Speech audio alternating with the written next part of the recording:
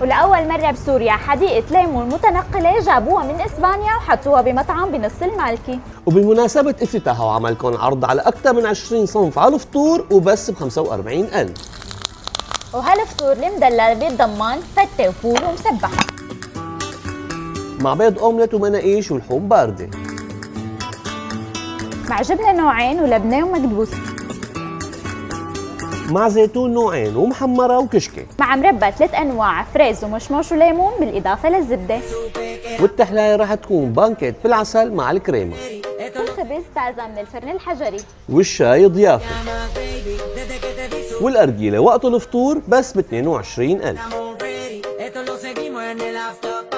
وهذا الفطور مع المطعم ليمون جاردن رح يكون سعره للشخص الواحد بس 45,000. وكل زاوية بهالمكان فيكم تاخذوا فيها أحلى الصور لتضل ذكرى مميزة بحياتكم.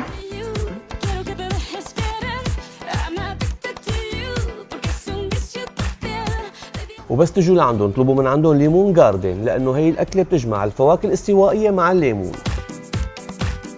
واللي بحب الحدايق لازم يجي عند مطعم ليمون جاردن، لأنه حيستمتع بأجواء الطبيعة الموجودة عنده.